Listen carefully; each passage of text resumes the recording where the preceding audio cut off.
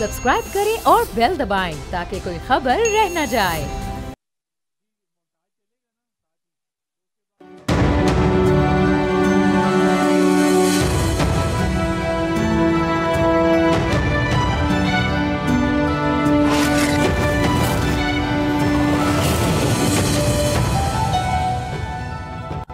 PTI के मुस्तकबिल को लेकर मुल्क की सियासत डेडलॉक का शिकार है। मुल्क की 3 बड़ी जमातें इस हवाले से मिक्स सिग्नल्स दे रही हैं। पीटीआई की क़यादत गुड कॉप बैड कॉप खेलने में मसरूफ है।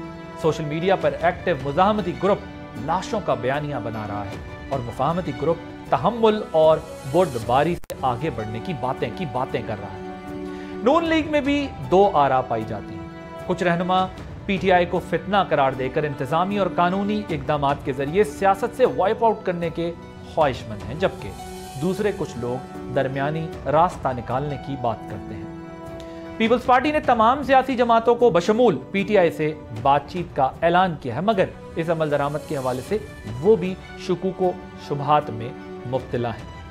ये तदाद है, कंफ्यूजन है, हिकमत है या कुछ और एक और अहम मामला, इस बार फूड सिक्योरिटी मिनिस्ट्री ने यह कहा है कि गंदम की काश्त 60% कम हुई है, तो किसान रुल रहा है, परेशान है।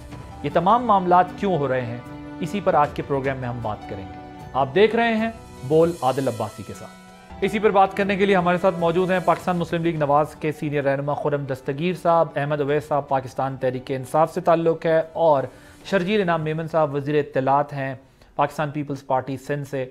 इनसे हम बात करेंगे। खुर्रम साहब, मैं ज़रा आपसे स्टार्ट करूंगा कि अभी जो पाकिस्तान की पॉलिटिक्स है इसमें हमें बड़े मिक्स सिग्नल्स मिल रहे हैं। ये पीटीआई के साथ क्या मामला आप लोग करना चाहते हैं? क्योंकि हम देखते हैं कि वज़ीर आज़म और वज़ीर आला तो कहते हैं पीटीआई को ख़त्म होना चाहिए, वो हाथ तोड़ देंगे जो हाथ उठेगा, और वज़ीर आला का ये ख्याल है कि ये एक फितना है, इस फितने को हमने ख़त्म करना है। लेकिन इसके बरक राना सनाउल्लाह साहब जो है वो कहते हैं कि नहीं, हम एक जमात है, हमें उससे बात करनी चाहिए।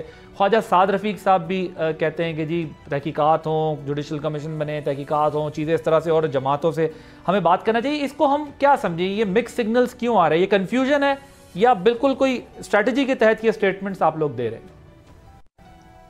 ये नहीं, कन्फ्यूजन नहीं है। 2 रियलिटीज़ हैं।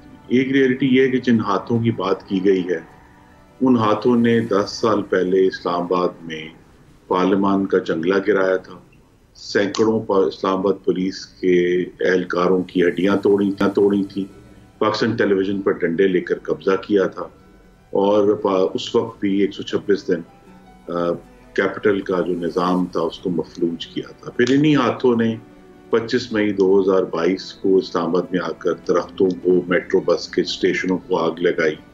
फिर वही हाथ जो हैं वो 9 मई 2023 को फिर और फैल गए। उन्होंने मियांवाली में जो है वो शहीदों की यादगारों की बेहरमती की, आकर लाहौर में जो है जिन्ना हाउस को आग लगाई, रेडियो पाकिस्तान पेशावर को आग लगाई, पेशावर में जानवरों को आग लगा दी 150, और उसके बाद दोबारा। तो लिहाजा एक रिकॉर्ड है पीटीआई का कि अब वो अपने सियासी मकासद के लिए तशद्दुद इस्तेमाल करते हैं। एक रियलिटी है।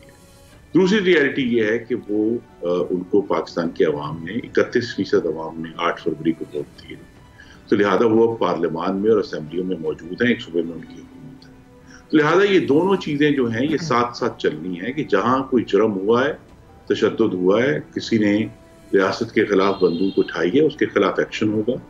लेकिन चूंकि ये पार्लियामान में मौजूद है तो हम इनसे बात करना चाहेंगे इस टॉपिक पे कि पाकिस्तान के अवाम की बेहतरी और फलाह कैसे हो सकती है, क्योंकि इस तमाम डिबेट में जो पाकिस्तान के अवाम की फलाह है वो तो कहीं गुम ही हो गई है कि भाई हमें जो है वो महंगाई को मजीद कम कैसे करना है, या हमने नए जॉब्स कैसे जनरेट करने हैं, नई इन्वेस्टमेंट कैसे लेकर आनी है, पाकिस्तान का जो हाकमियत का निज़ाम है उसमें बेहतरी कैसे लेकर आनी है।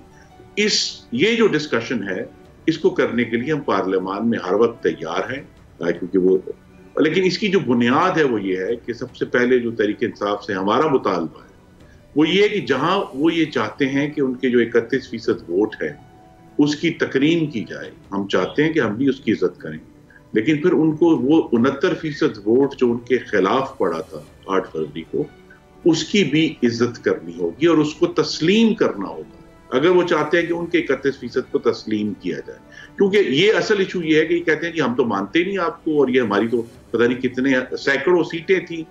अब ये सारी चीजें ऐसी हैं जिन पे अब इलेक्शंस के 9 महीने बाद जो है किसी भी चीज के शवाहिद सामने नहीं आए। 10 साल पहले भी मुझे याद है धरने में एक दिन जिस दिन कुछ पुलिस एक्शन हुआ तो अगले दिन इनके जो कायदीन थे वो इस्लामाबाद के अस्पतालों में लाशें तलाश करते फिर रहे थे।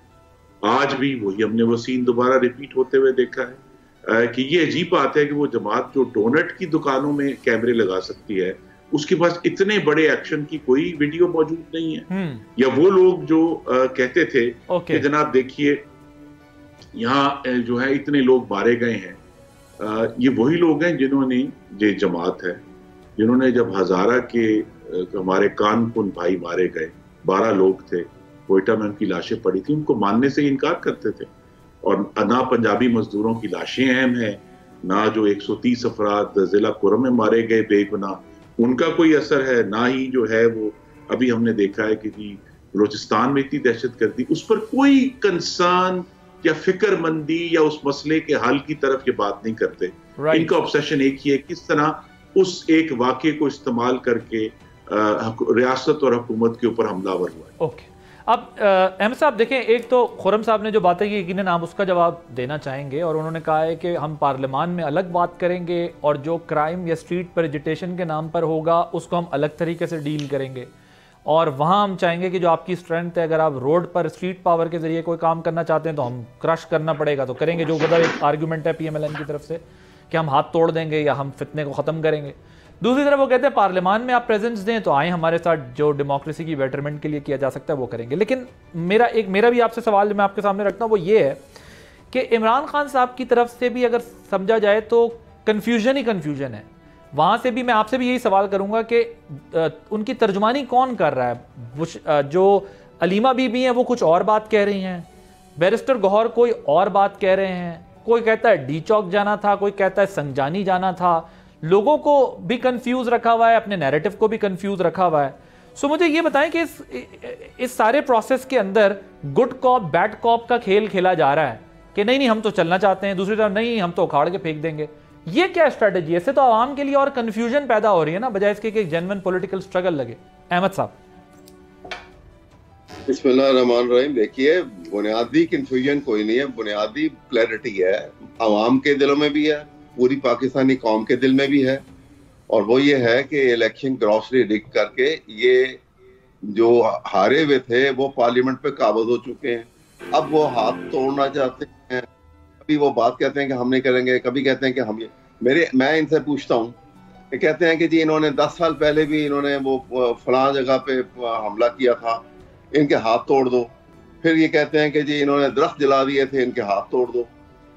फिर ये कहते हैं कि जी इन्होंने अब ये जो पीछे वहां पे इस्लामाबाद में एक और तमाशा किया, फलां किया, लिहाजा इनके हाथ तोड़ दो। अब सवाल ये है, ये तो छोटी छोटी बातें हैं। अगर हाथ तोड़ने के ऊपर ही बात है तो फिर हाथ कलम करने के लिए तो सुप्रीम कोर्ट पे जो हमला हुआ था पहले उनके हाथ कलम कर दो, फिर आओ बैठ के बात करते हैं। क्या बातें करते हैं आप? किसको बेवकूफ बना रहे हैं आप? पाकिस्तानी कौम को? आपका कोई मुल्क जो है वो स्टैंड स्टिल हुआ है, यहाँ पे जा रहे हैं, फलां को बुला रहे हैं, फलां की तरफ जा रहे हैं, आज सऊदी अरेबिया जा रहे हैं, आज फलां को लेके आ रहे हैं। किसी एक ने एक धेले की इन्वेस्टमेंट यहाँ पे कहा दिए पैसा करने के लिए, MOU लिखवा लेना कोई इन्वेस्टमेंट होती है? ये बातें जो है ये बेवकूफ बना रहे हैं। कौम बेवकूफ बनने को तैयार नहीं है। इसलिए नहीं है कि अगर आप कहते हैं कि जी आप तो बल्कि इलेक्ट होके आए हैं, तो मैंने तो पहले बात की थी कि इसका झगड़ा खत्म करने का एक बड़ा आसान तरीका है, आप इलेक्शन ऑडिट करवा लें, सारा किसी को इतराज ही नहीं रहेगा, बिल्कुल ना आपको रहेगा ना किसी और को रहेगा। इसी तरह से अब जो ये बात कर रहे हैं कि जी हमने तो ना गोली चली, ना बंदा मरा, ना कुछ हुआ, सब झूठ बोल रहे हैं। सारा इंटरनेशनल मीडिया, आप वॉइस ऑफ अमेरिका को सुन लिया, BBC सुन लें, आप वॉइस ऑफ जर्मनी सुने, आप तमाम जितने फॉरेन चैनल टेलीविजन है, अल जजीरा को सुने, तमाम को सुने, वो सब जो हैं वो सब झूठ बोलते हैं। ये जो है दूध नहलाए हुए हैं, ये सच बोल रहे हैं क्या? वो एकदम से मगर देखिए ना सर, इसमें कंफ्यूजन ये पैदा हुई ना अहमद साहब के, खुर्रम साहब ये देखिए, ये मैं आपकी तरफ आता हूँ, एक कंफ्यूजन ये पैदा हो गई ना अहमद साहब, इसके अंदर एक कंफ्यूजन ये पैदा हो गई कि किसी ने 278 का फिगर दिया, किसी ने 250 का दिया, किसी ने 200 का दिया, एंड में वो 10-12 पर नंबर आ गया है। मैं कहता हूं 2 भी नहीं होने चाहिए थे, लेकिन 10-12 पर वो नंबर आ गया है। इसका इंपैक्ट जो इंटरनेशनली बना है, क्योंकि मैं खुद भी इंटरनेशनल मीडिया सारा फॉलो करता रहा हूं, ये वाकई जो इंपैक्ट पाकिस्तान का एक बनाने की कोशिश की गई, जो बनाया, ये तो नहीं हो सकता कि नेशनल मीडिया पे बैठकर इतने आपके सीनियर लोग कह दें कि जी 250 बंदा मर गया है और सिर्फ इसलिए खामोश हो जाएं क्योंकि अडियाला से उसका नंबर कंफर्म होगा कि 10 हैं या 12 हैं और हम तस्लीम कर लेंगे कि 10 हैं या 12 हैं। मुल्क तो हम सबका है ना, सिर्फ एक जमात का तो नहीं है कि वो जो दिल चाहे कह दें और वो तस्लीम कर लिया जाए।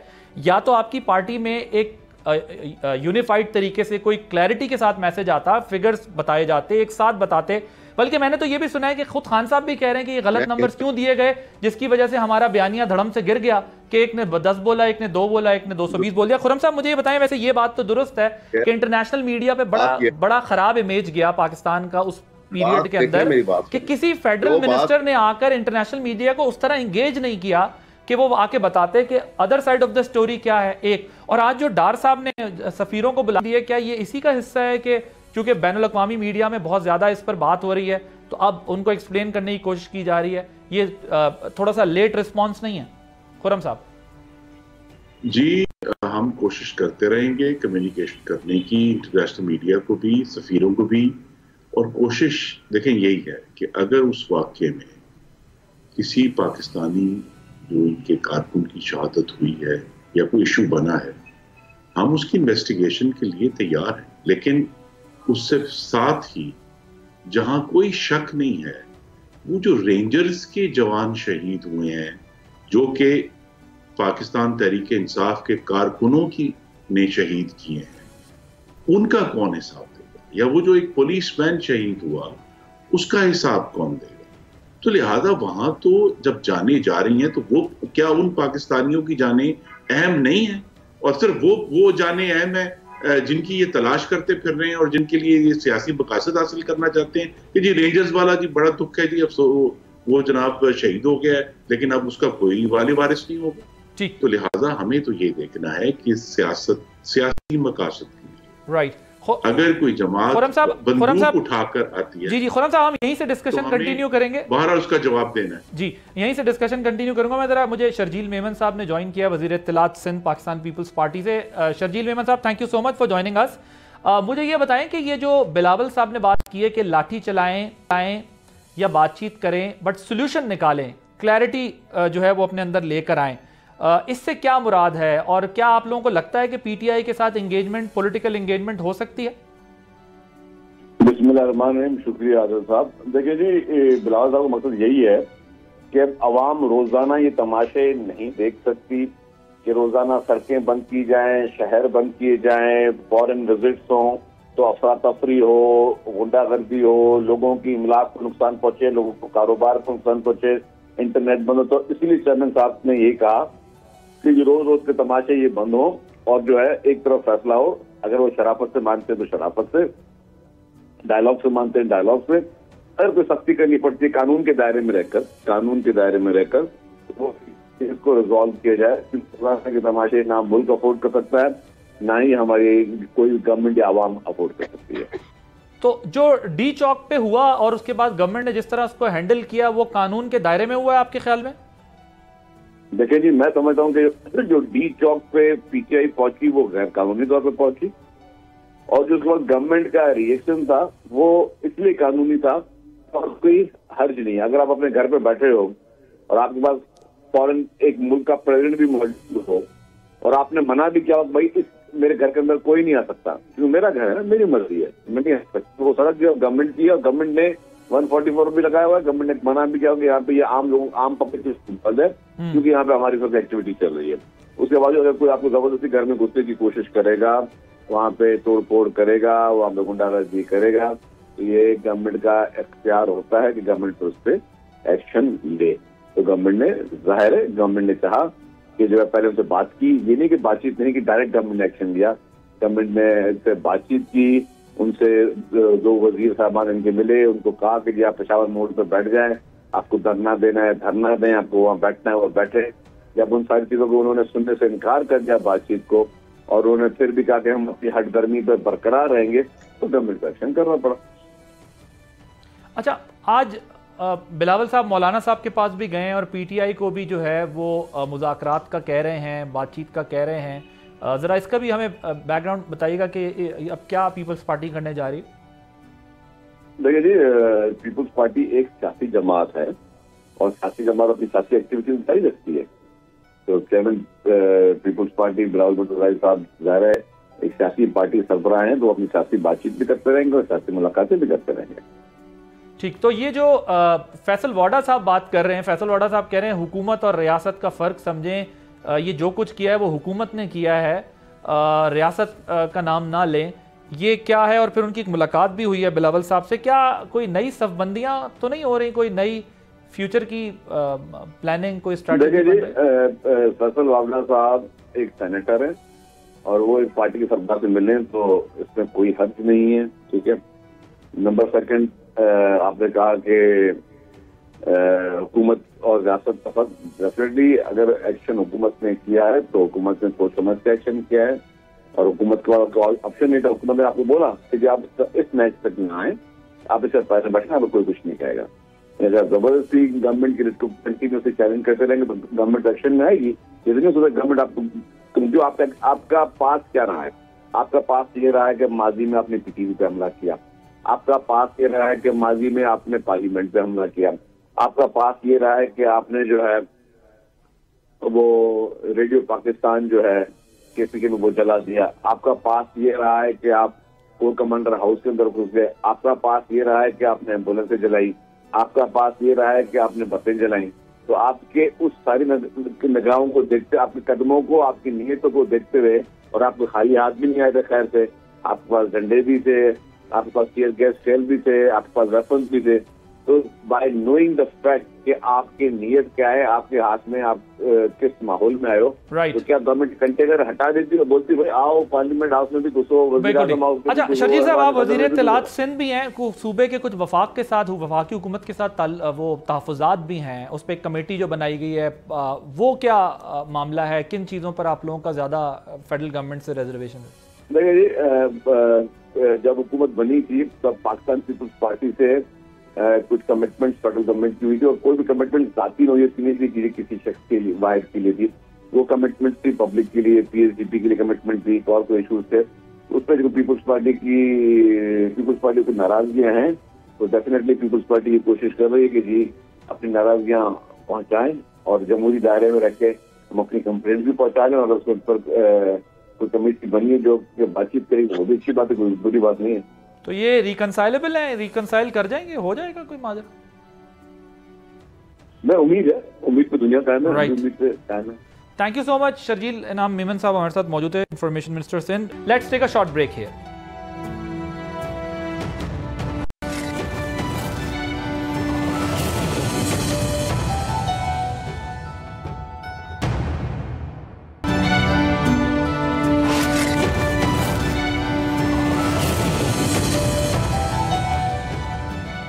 Welcome back. उससे पहले बात कर रहे थे, अब मसला ये कि जो अभी पीपल्स पार्टी का भी मौक़िफ़ है, बज़ाहिर ये लग रहा है कि पीपल्स पार्टी एक स्पेस तो दे रही है कि पीटीआई आए, आकर डायलॉग करे, और आप भी कह रहे हैं पार्लियामान में आए, आकर डायलॉग करे, लेकिन खुद पीपल्स पार्टी भी कोई होपफुल नहीं है इस मामले में, क्योंकि पीटीआई की तरफ से एक रिएक्शन आता है और वो रिएक्शन जो है फिर कोई भी जमात सह नहीं पाती, वो फिर उल्टा एक और कन्फ्रंटेशन का माहौल बन जाता है।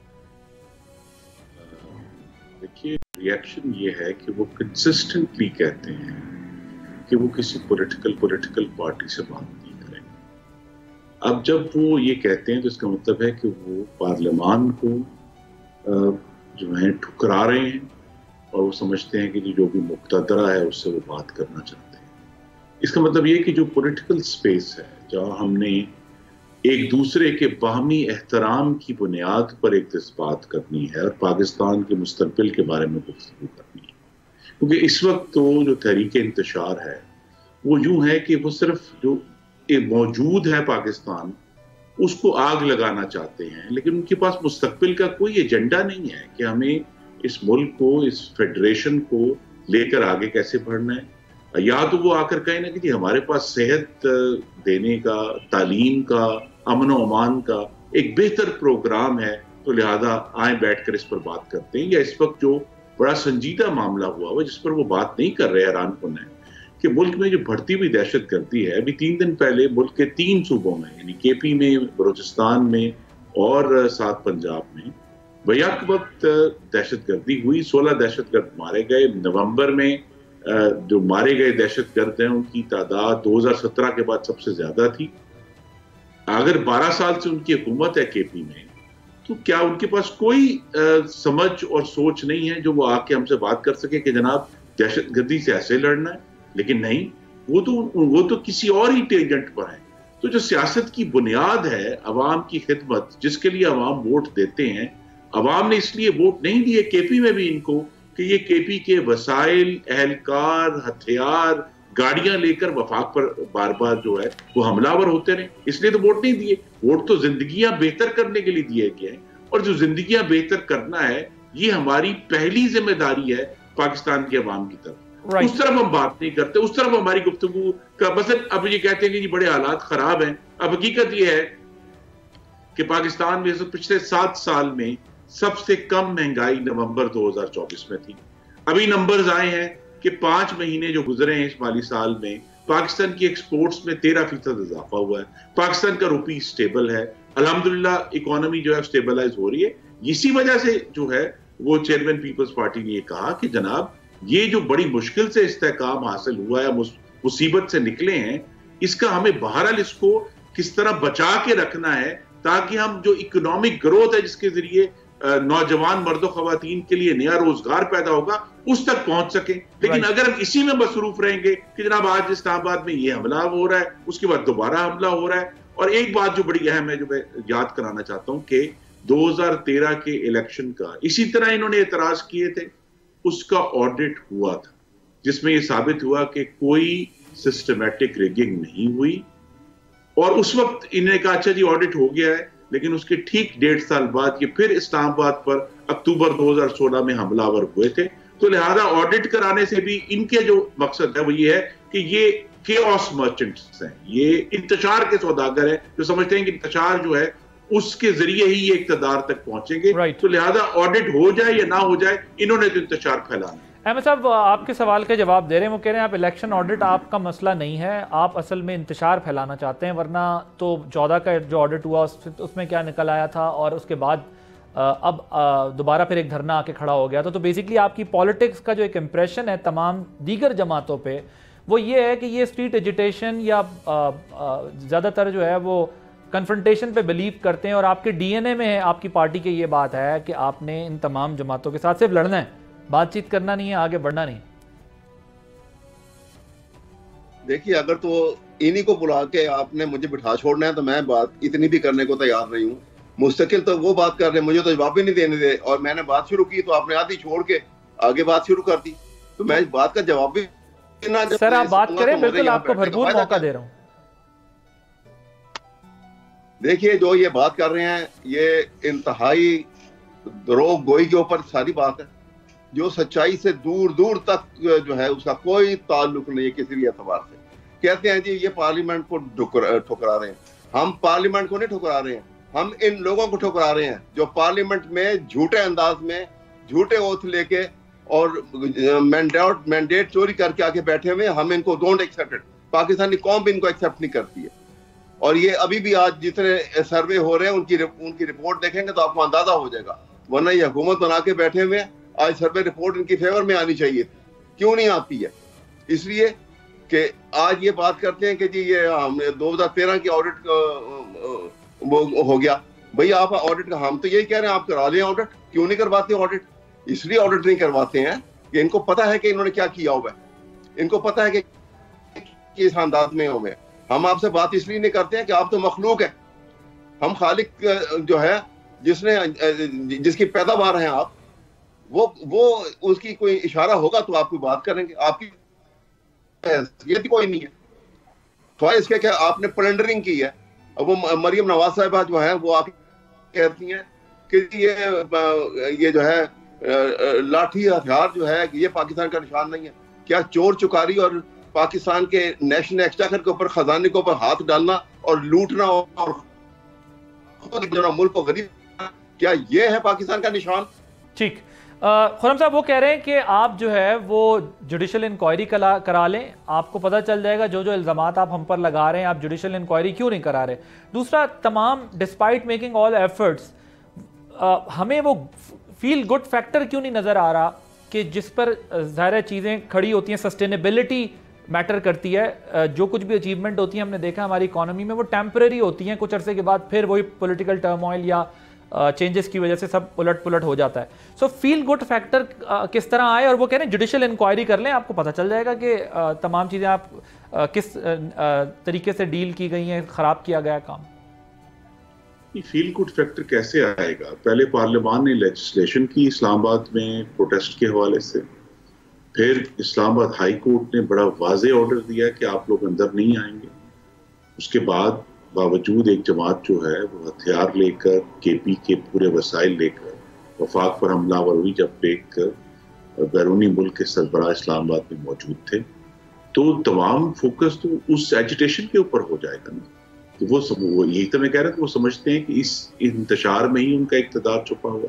दूसरा, फील गुड फैक्टर, पाकिस्तान के अवाम को अपने करियाने की दुकान पर महसूस हो रहा है कि उनको जब वो जाते हैं तो अब कीमतें नहीं बढ़ रही अशियाए खुर्दनोश की, और वो लोग जो हैं वो फील गुड फैक्टर असल में आप जैसे बालिग नजर लोगों ने हमें ये बताना है कि ये कैसे क्या होगा कि फील गुड फैक्टर आएगा। क्योंकि अगर 7 साल में सबसे कम महंगाई पर भी फील गुड फैक्टर नहीं आया, 13% एक्सपोर्ट भरने पर भी फील गुड फैक्टर नहीं आया, और अब मैंने स्टॉक एक्सचेंज की बात नहीं की जो अब 1,04,000 क्रॉस कर चुका है, अगर उसके बावजूद फील गुड फैक्टर नहीं आ रहा तो उसकी यही वजह है कि हमारी टीवी स्क्रीनों पर हमें एजिटेशन और इंतशार नजर आता है। डिस्कशन ये हो रही है कि कौन सी ऐसी लाशें थी जो किसी को मिली नहीं है, और उसके लिए अब उन लाशों की तलाश जारी है, और जो लाशें जिला कुर्रम में पड़ी हुई हैं उनकी तरफ कोई देखने के लिए तैयार। मैं जरा खुर्रम साहब आपकी मौजूदगी का, क्योंकि वो एग्रीकल्चर को भी आप समझते हैं चीज़ों को, ये जो 60% काश्त कम की है किसानों ने, ये भी तो हमारे सामने एक बड़ा चैलेंज है ना। ये क्यों ऐसा हुआ है, और पिछली दफ़ा उनको वो प्राइस नहीं मिली जिसकी वजह से आज 60% वो कम की, और फिर अगर हम यूक्रेन वॉर के कॉन्टेक्स्ट में देखें तो इंपोर्ट भी इतनी अब आसान नहीं रहेगी। ये भी तो एक चैलेंज है ना। और इन्फ्लेशन ज़ाहिर एक लंबा सब्जेक्ट है, ज़ाहिर नीचे ज़रूर आया, ये बात ठीक है कि इन्फ्लेशन कम हुई है, लेकिन मुझे ज़रा इस पर पर्टिकुलरली बताइएगा कि इस किसानों का अब क्या हो, फिर वो जो आपने कार्ड दिए, ट्रैक्टर दिए। देखिए, वो ये सारे फैक्टर्स जो हैं अभी दुरुस्त होंगे जैसे ही हुकूमत जो है वो अगले साल के लिए, यही मौसम है जब गंदम की सपोर्ट प्राइस का ऐलान होगा तो हम इसमें बहुत बेहतरी देखेंगे अभी तक जो नंबर्स आए हैं उनमें। और पिछले साल में जो पाकिस्तान में इकोनॉमिक ग्रोथ हुई है उसमें एग्रीकल्चर का बहुत बड़ा रोल था, तो उसमें हमारी जो back to back bumper crops हुई हैं, इसमें अप्स एंड डाउन्स होंगे, लेकिन जैसा मैंने कहा कि जो बेसिक बेयकीनी के फैक्टर्स थे, महंगाई और पाकिस्तान का एक्सटर्नल अकाउंट या पाक रुपी की जो वैल्यू है, उसमें अल्हम्दुलिल्लाह इस्तेहकाम आ गया है। अब हम जब इसमें इस्तेहकाम आ गए तो हम ये देखेंगे कि आने वाले दिनों में हम लोग ज्यादा इन्वेस्ट करेंगे, ग्रोथ आएगी।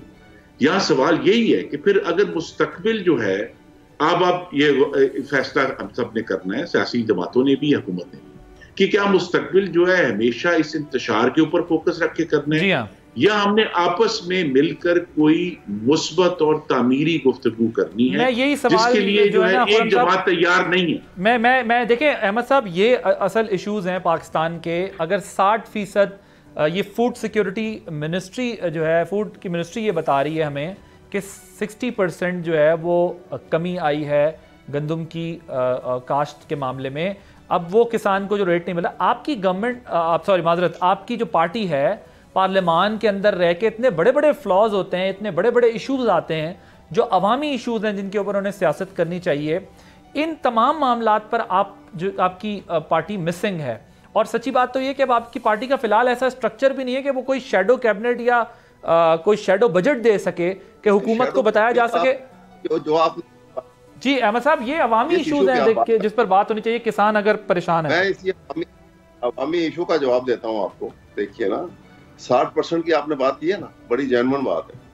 जो रीजन ये बता रहे हैं उसको कोई हकीकत से ताल्लुक नहीं। सुनिए मैं आपको बताता हूँ, ये लोगों ने क्यों कम की है काश्त इस वक्त, इसलिए की है कि केयर टेकर सेटअप जब था यहाँ पर, आपको ये मालूम है और ये खुर्रम साहब को भी पता है, खुर्रम साहब को कुछ थोड़ी सी आदत पड़ गई है कि वो सच्चाई से बहुत दूर होकर बात करते हैं। ये जो इलेक्शन लॉ का सेक्शन 230 में बड़ा वाज़ेह लिख दिया हुआ है इख्तियारात के, केयर टेकर सेटअप जो है उसके क्या इख्तियारात हैं। उसका काम सिर्फ इलेक्शन, फिर ट्रांसपेरेंट इलेक्शन का आना और कोई डे टू डे बिजनेस के अलावा कोई और पॉलिसी मेकिंग, प्रोजेक्ट मेकिंग कुछ नहीं कर सकते। यहाँ केयर टेकर सेटअप के दौरान एक बड़ी सब्सटेंशियल अमाउंट में वो गंदम जो है उसको इंपोर्ट कर दिया गया विदाउट रियलाइजिंग कि आपके गोडाउन पहले भरे पड़े हैं सरप्लस गंदम से, और वो इसलिए कि पैसा बनाना था। ये तो ऑन रिकॉर्ड है ना, बीच में छोड़ दिया गया सबको। और शहबाज शरीफ साहब ने समझ लिया कि मैंने चंद एसीज को सस्पेंड करके सजा के तौर के ऊपर, और कहा जी मैंने सब कुछ कर लिया। ये बेवकूफ बना रहे हैं तो सब, क्योंकि ये समझते हैं कि वो इस तरह से काम बन जाएंगे। अब सुनिए, जब ये गंदम जो है इतनी सरप्लस थी कि जब जिस वक्त ये नई फसल आई और रेट इन्होंने 3900 रुपए जो है वो फिक्स किया, अब उस रेट के ऊपर प्रैक्टिकली गंदम उठाने पे कोई तैयार नहीं था, और एक्सप्लॉयटेशन की इंतहा ये हुई कि लोगों के जो छोटे जिम्मेदार थे उनकी गंदम 2000, 2200 रुपए, 2100 रुपए, 2300 रुपए तक वो कह रहे थे कि खुदा के लिए उठा लो, हमारे पास रखने की जगह नहीं है, और कोई उठा नहीं रहा था। ये कैफियत थी, और किसी ने उस केयर टेकर प्राइम मिनिस्टर को और किसी ने नहीं पूछा, क्योंकि सबके हाथ रंगे हुए थे कि ये इतने गंदम तुमने किस कानून के तहत तुमने। प्रोग्राम का वक्त खत्म हो रहा है, लेकिन असल इशू यही है कि यही तो वो इश्यूज हैं जिसके ऊपर ऑपोजिशन गवर्नमेंट को, ये इशू तो दबा दिया इस इशू को। नहीं, लेकिन आपकी ऑपोजिशन का तो काम ये होना चाहिए था ना कि ताकि आप हुकूमत को इस पे दबाव में लाते कि ये किसान, अवाम, गंदम, रिस्क, रोटी का मसला है। 30 सेकंड खुर्रम साहब, मुझे आई हैव टू जी, मैं सिर्फ ये गलत तरीके से इन्होंने देखिए जो बिगाड़ दिया, वहां तो कुछ हो ही नहीं सकता। क्या उस पॉलिसी से जिस पॉलिसी से अहमद अवैस साहब इख्तलाफ कर रहे हैं, उसके नतीजे में पंजाब में खास तौर पे और मुल्क के ज्यादा इलाकों में आटे की फी किलो कीमत में 50 रुपए से ज्यादा की कमी आई। क्या उससे करोड़ों सारफीन को, शहरों वालों को फायदा नहीं हुआ? क्या उनकी जिंदगियां बेहतर नहीं हुई? जो सुनिए ना जी, सुनिए, 150 किलो रुपए आटा जो था वो अगर 100 रुपए से कम आया है तो फिर पाकिस्तान में शहरों में रहने वाले करोड़ों सारफीन को फायदा भी हुआ है। हुकूमत ने तवाज़ुन कायम करना है। मुझे बड़ी खुशी होगी, मैं और इसीलिए दावत दूंगा कि पंजाब असेंबली में और कौमी असेंबली में इनके जो मुंतखब अरकान हैं, अगर वो इस चीज के ऊपर एहतजाज करें तो फिर मुल्क आगे बढ़े। ये मेरा लेकर हुकूमत के ऊपर हमलावर अगर बार बार होंगे तो फिर हुकूमत सख्ती से निपटेगी। यही मेरा नुक्ता है कि पार्लियामान ये होता है कि वो कानून साजी भी करे और अपोजिशन और हुकूमत एक दूसरे के आमने सामने, और अवामी बात वहां पर हो। सड़क पर भी एहतजाज राइट है विद इन लिमिट्स जो कानून और आइन के दायरे में आपको मिलती है, लेकिन अवाम के इशूज जो है वो कहीं मिसिंग हैं। पाकिस्तान में पूरा दिन, चाहे टॉक शोज हो चाहे पार्लियामान हो, सिर्फ बयानात के ऊपर काम चल रहा होता है। काम अमलन जो है वो इन्हीं इश्यूज़ के ऊपर होना चाहिए, इन्हीं पे तनकीद, इन्हीं पे तारीफ़, इन्हीं पे तौसीफ़ होनी चाहिए, और इसी पर जो है मुहासबा होना चाहिए, अकाउंटेबिलिटी होनी चाहिए। खुर्रम दस्तगीर साहब आपका बहुत शुक्रिया, अहमद उवैस आपका बहुत शुक्रिया, शजील मेमन साहब आपका बहुत शुक्रिया, आप तीनों ने प्रोग्राम में ज्वाइन किया। आदिल अब्बास को इजाज़त दीजिए, अल्लाह हाफ़िज़।